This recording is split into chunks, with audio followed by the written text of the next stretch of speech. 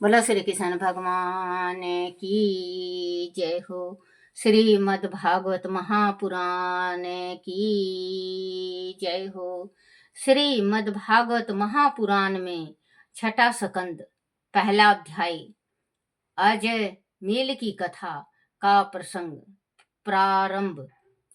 राजा परीक्षित ने श्री सुखदेव जी से कहा, मुनिवर, आपने मुझे निवृत्ति मार्ग, प्रवृत्ति मार्ग, स्वर्ग, नरक, ब्रह्मंडल के विस्तार, श्रेष्ठ विप्र व्रत और उतान पद के वंशों, भूमंडल और सूर्य लोक की स्थिति, सात पताल आदि का विस्तार से वर्णन करके उनके गूढ़ रहस्यों को बताया।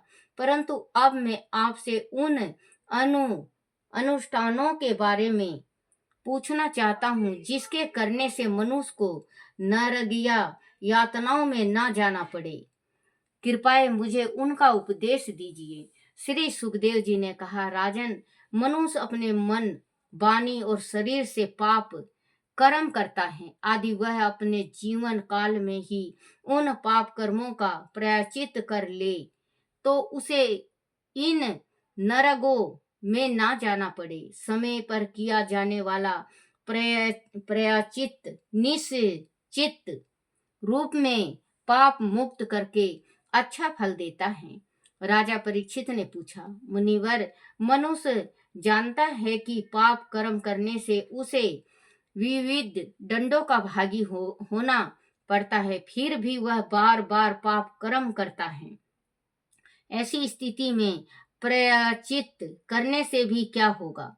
श्री सुखदेव जी ने कहा, राजन, मंत्र प्रायश्चित करने से ही पाप कर्मों का मूल्य बीज नष्ट नहीं हो जाता। वास्तुत सभी तरह के पाप कर्मों में प्रवृत्ति वही व्यक्ति होता है जो अज्ञानी है।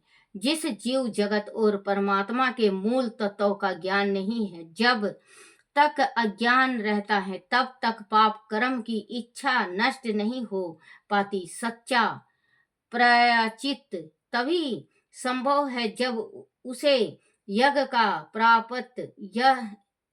जब उसे ज्ञान प्राप्त हो जाता है। जो लोग सत्य मार्ग पर चलते हैं उसके मन में पाप करने की इच्छा उत्पन्न ही नहीं होती। जो पुरुष नियमों का पालन करते हुए अपने जीवन को संयमित करके चलाता है, वह धीरे धीरे पापी इच्छाओं से मुक्त होता चला जाता है। पूरे कर्म उससे किनारा करने लगते हैं। स्वयं उसका अंत मन उसे दुर्गुणों की ओर बढ़ने से रोकने लगता है। धर्म ज्ञा और धीर पुरुष श्रद्धा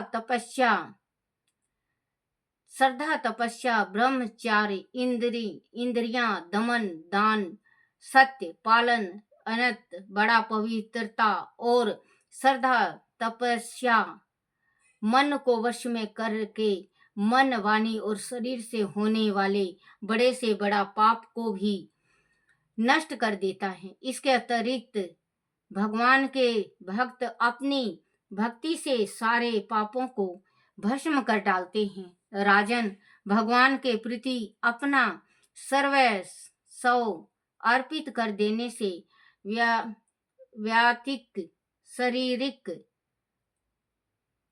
और आत्मिक दोनों प्रकार की शुद्धि हो जाती है। इस संसार में भक्ति मार्ग से श्रेष्ठ कोई मार्ग नहीं है। वह मार्ग भय रहित है और कल्याण स्वरूप है। राजन, जैसे मदिरा शराब से भरे घड़े को पवित्र से पवित्र नदी की पवित्रता नहीं कर सकती, वैसे ही बड़े से बड़ा प्रायश्चित भी भगवान से विमुख व्यक्ति को पवित्र नहीं कर सकता। जो व्यक्ति श्री कृष्ण के चरण कमलों में नित्य रहता है, उसके तो सारे पाप कर्म बिना प्रायश्चित के ही समाप्त हो जाते हैं। उन्हें फिर सपन में भी मृत्यु का भय नहीं सताता। नरक की तो बात ही क्या है। बोलो श्री कृष्ण भगवान की जय हो। श्री कृष्ण श्री भागवत पुराण का दूसरा अध्याय, अजय मील उद्धार की कथा। परीक्षित, यह मैं तुम्हें महात्मा लोगों द्वारा कहे गए एक दृष्टांत को सुनाता हूँ। कन्याकुंज कनौज नगर में एक दासीपति ब्राह्मण रहता था। उसका नाम अजय मील था। दासी के संग रहने के कारण उसके सारे सदाचार नष्ट हो गए थे।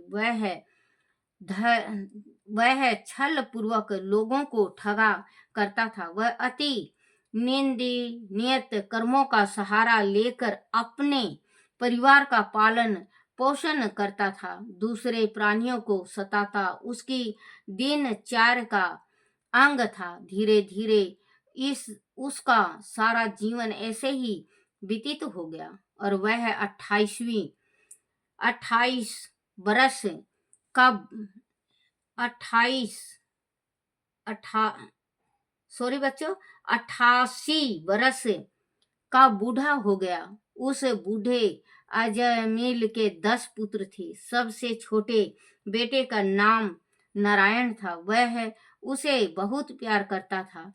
उसके प्रति उसका मोह बहुत अधिक बढ़ गया था। जब उसे अपनी मृत्यु का समय निकट दिखाई देने लगा तो वह रात दिन अपने पुत्र नारायण के बारे में ही सोचता रहता था। एक दिन उसने देखा कि उसे ले जाने के लिए 3 भयानक यमदूत आए हैं। यमदूत को देखकर अजय मील अत्यधिक भयभीत हो गया। उसने व्याकुल होकर अपने पुत्र को पुकारा, नारायण नारायण। यमदूतों ने समझा कि वह जगत के स्वामी भगवान नारायण को पुकार रहा है। उस समय यमदूत उसके शरीर से सूक्ष्म शरीर को खींच रहे थे। तभी विष्णु के दूत वहां आ पहुंचे और उन्होंने यमदूतों को रोक दिया। यमदूतों ने उनसे पूछा, धर्मराज के कार्य में बाधा डालने वाले तुम कौन हो? उन दूतों ने कहा, हम भगवान नारायण के दूत हैं। उनकी आज्ञा से हम तुम्हें इसके प्राण नहीं ले जाने देंगे। वह नारायण का भक्त है। यदि तुम धर्मराज के दूत हो तो धर्म के लक्षण और धर्म का तत्व क्या होता है, जरा हमें भी तो बताओ। दंड किस प्रकार और किसे दिया जाता है? क्या सभी मनुष्य पापचारी हैं? धर्मराज के यमदूतों ने कहा, वेदों में जिन कर्मों का विधान किया है वह धर्म है और जिन कर्मों का विधान किया है वह अधर्म के अंतर्गत आते हैं। वेद तो स्वयं भगवान के स्वरूप हैं। वह प्राण रूप है, ऐसा हमने सुना है। जगत के सभी गुणों और पदार्थ उन्हीं में निहित होते हैं। वेद ही उनके स्वरूप और कर्म का वर्गीकरण कहते हैं। वह मनुष्य के सभी कर्मों के साक्षी हैं। सभी ग्रह, दिशाएं, काल और धर्म उन्हीं में आश्रित हैं। जब किसी के अधर्म मार्गी होने का पता चलता है तो वह ही उन्हें दंड देते हैं। सभी अपने अपने कर्मों के अनुसार दंड भोगते हैं। कर्म किए बिना कोई भक्ति रह ही नहीं सकता। वह इस लोक में मनुष्य जैसा भी धर्म अधर्म करता है उसे उसी के अनुसार फल की प्राप्ति होती है। ये देव पुरुष इस संसार में सत्य, राज और तम 3 प्रकार के प्रकृति के गुणों के आधार पर 3 प्रकार के मनुष्य दिखाई पड़ते हैं, पुण्य आत्मा, पाप आत्मा और पाप पुण्य दोनों से युक्त हमारे स्वामी अजन्मे भगवान यमराज सभी के अंत कारण में विराजमान है। इसीलिए वह सभी के अच्छे बुरे कर्मों के साक्षी बनते हैं और उनके भविष्य का निर्धारण करते हैं। वह जीव वर्तमान शरीर के सिवाय पहले पिछले शरीर को उसके बारे में कुछ नहीं जानता। हे सिद्धि पुरुषों, इस शरीर में 5 कर्म इंद्रियों के द्वारा ही वह 5 अपने सारे कर्म संपन्न करता है और अपने 5 ज्ञान इंद्रियों से रूप रस आदि 5 विषयों का अनुभव करता है। 11वां इसका मन होता है, वह कर्म इंद्रियों और ज्ञान इंद्रियों के माध्यम से सभी विषयों को भोगता है। जो व्यक्ति इस जगत में अपनी समस्त इंद्रियों को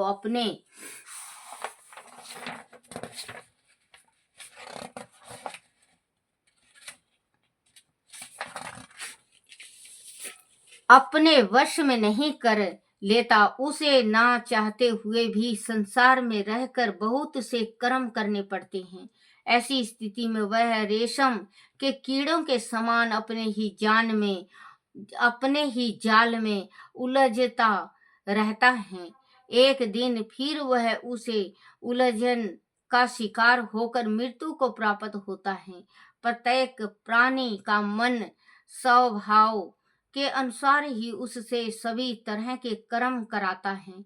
उन्हीं कर्मों के अनुसार उसे सूक्ष्म शरीर प्राप्त होता है। हे देवगण, आप तो जानते ही होंगे कि यह अजमिल कितना दुष्ट और नीच है। शील, सदाचार और सदा गुणों से तो इसका नाता दूर दूर तक भी नहीं है। एक दिन यह ब्राह्मण अपने पिता के किसी कार्य के लिए वन में गया हुआ था। जब वह फल फूल और समिधा के लिए लकड़ियां और कुश कुश लेकर वापस लौट रहा था, तो इसने एक पुरुष को मदिरा पान करके एक सुंदर वेश्या के साथ वन में विहार करते देखा। उसे देखकर इसके मन में भी काम भावना जागृत हो गया। इसने उस भावनाओं पर अंकुश लगाने का बहुत प्रयत्न किया, पर वह इसमें सफल नहीं हो सका। उसके बाद उसने उस वेश्या को रिझाने का बहुत प्रयत्न किया, वह तक कि उसने अपने पिता की सारी संपत्ति तक बेच डाली और सारा धन लाकर वेश्या को दे दिया। उस कुलटा के प्रेम में पड़कर इस दुष्ट ने अपनी सदाचारी पत्नी तक को भुला दिया और उसे घर से निकाल दिया। इसे पापी के पाप अपने चरम पर पहुंच गए हैं। यह अन्याय जहां कहीं से भी धन उपलब्ध होता जैसे भी होता उसे ले जाता है। वह दिन रात वेश्या के मोह में ही पड़ा रहता है। इसके पापों का घड़ा भर चुका है, इसीलिए हम इसे यमराज के पास ले जा रहे हैं। वह इसके कर्मों के अनुसार दंड दिया जाएगा। बोलो श्री कृष्ण भगवान की जय हो। श्री कृष्ण गोविंद हरे मुरारी, हे नाथ नारायण वासुदेवाय, हे नाथ नारायण वासुदेवाय, हे नाथ नारायण वासुदेवाय।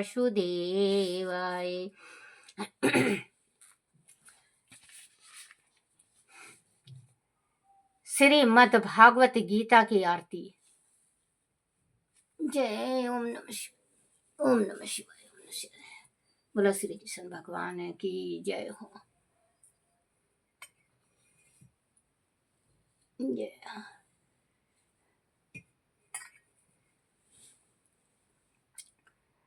जय गीता माता मैया, जय गीता माता, जो हृदय गम करता मन मंचित पाता। जय गीता माता। योगेश्वर मुखवाणी तुम हो कल्याणी, मैया तुम हो कल्याणी। जय गीता माता मैया, जय गीता माता। अर्जुन शोक निवारण होम प्रभुयाता, मैया हो पर प्रभुता। सुख शांति विषतारणी, सुख शांति विषतारणी। तुम हो दुख हरणी, मैया तुम हो दुख हरणी। राजतम तीमिन विनाशक, भक्ति को दाता, मैया भक्ति को देता। जय गीता माता। वेतरणी स्वरूपनी कलिमल अधहरणी, मैया कलिमल अधहरणी। शुभ सन्मार्ग परदर्शक, शुभ सन्मार्ग परदर्शक, त्रिभुवन विख्याता। जय गीता माता। आरती मातु तुम्हारी, जो प्रेम से गाता, मैया जो प्रेम से गाता। सो नर से नारायण, सो नर से नारायण, मोहन हो जाता। ओम जय गीता माता, ओम जय गीता माता, मैया जय गीता माता। तुलसी महरानी नमो नमो, हर की पटरानी नमो नमो। धन तुलसी पुराण तप कीनो, सालीगा ग्राम महापटरानी। तुलसी महरानी नमो नमो, हर की पटरानी नमो नमो। तुलसी महरानी नमो नमो।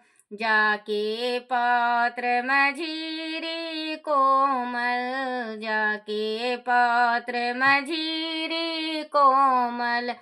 श्रीपति कमल चरण लिपटानी, तुलसी महरानी नमो नमो।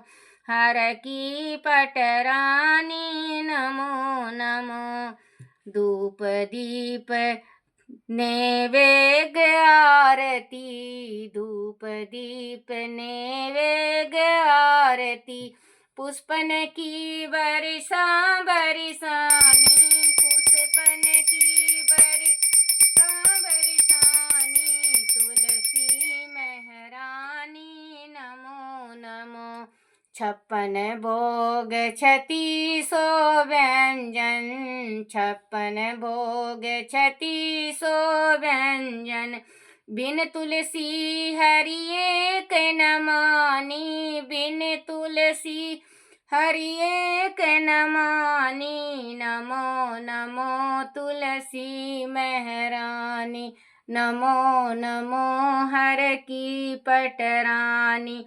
सभी सखी मैया तेरो यश गावे, सभी सखी मैया तेरो यश गावे। भक्ति दान दीजो महरानी, भक्ति दान दीजो मेहरानी, तुलसी मेहरानी नमो नमो, तुलसी मेहरानी नमो नमो, हर की पटरानी नमो नमो।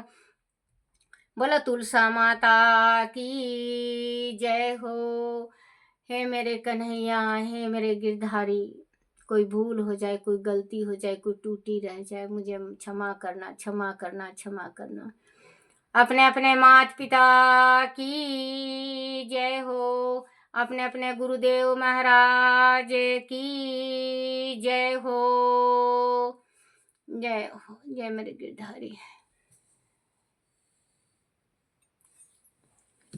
रुच रुच भोग लगाओ मेरे हरि जी, रुच रुच भोग लगाओ मेरे लड्डू जी, रुच रुच भोग लगाओ मेरे लड्डू जी, रुच रुच भोग लगाओ मेरे लड्डू जी, रुच रुच भोग लगाओ मेरे लड्डू जी, रुच रुच भोग लगाओ मेरे ठाकुर जी, रुच रुच भोग लगाओ मेरे ठाकुर जी, रुच रुच भोग लगाओ मेरे ठाकुर जी, रुच रुच भोग लगाओ मेरे ठाकुर जी, रुच रुच भोग लगाओ मेरे ठाकुर जी। जय मेरे। बोलो श्री कृष्ण भगवान की जय हो।